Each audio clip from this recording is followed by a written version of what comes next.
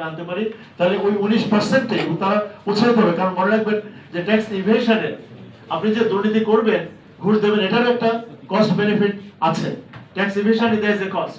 এখন যদি বেনিফিট যদি বেশি না হয়, একজন শিল্পপতি বা একজন দুর্নীতি যিনি করতে মানে একজন ট্যাক্স পেয়ার, একজন করদাতা যদি দেখেন যে আপনাকে 1 কোটি টাকা ঘুষ দেওয়া আছে, সে 2 কোটি টাকা রাষ্ট্রীয় কোষাগারে রাখার মাধ্যমে তার কালো টাকা সাদা হচ্ছে, বাংলাদেশের অর্থনীতিতে বা তার প্রতিষ্ঠান বেনিফিট পাচ্ছে, এবং আমরা তো শুধু হাই ট্যাক্স করছি, আমরা বলছি তোমার ট্যাক্স কমিয়ে দেবো, একই সাথে সার্ভিস বাড়াবো তোমার জন্য।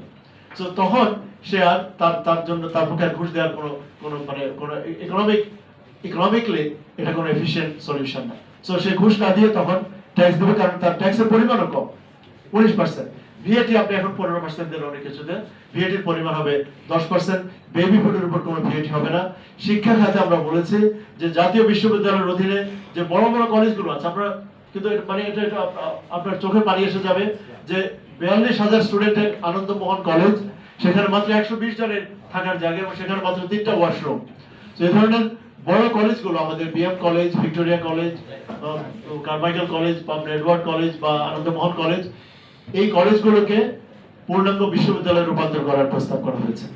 যে কলেজগুলো নিজেরা, যেমন ঢাকা কলেজ, তার চেয়ে অনেক কম ছাত্র, কম শিক্ষক নিয়ে ইউনিভার্সিটি হয়েছে। তো সেখানে ঢাকা কলেজ অলরেডি অনার্স দিচ্ছে, মাস্টার্স দিচ্ছে।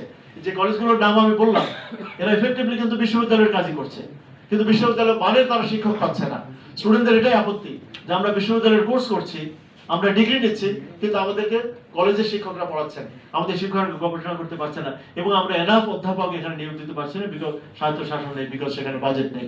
তাহলে যদি এই 64টা, যেখানে 1% মনে রাখবেন যে আমাদের অনেকগুলো প্রোগ্রামে কিন্তু কস্ট নিউট্রাল, মানে 1 টাকাও খরচ হবে না। যেমন 1% জমি কিনতে হচ্ছে না।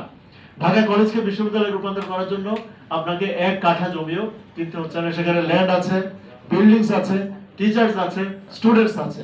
কারিকুলাম শুধু ডেভেলপ করতে হবে, ল্যাবগুলো আধুনিকায়ন করতে হবে, ক্লাসরুমে ইনভেস্ট করতে হবে, স্মার্ট ক্লাসরুম, স্মার্ট থাকার জায়গা, স্মার্ট শিক্ষকদের বসার জায়গা, স্মার্ট লাইব্রেরি, এগুলোতে যদি আপনি কিছু টাকা বিনিয়োগ করেন, তাহলে এই কলেজগুলোকে বাংলাদেশ শিক্ষার মান অনেক বেড়ে যাবে, বৈদেশিক মুদ্রা আপনি বাঁচাতে পারবেন।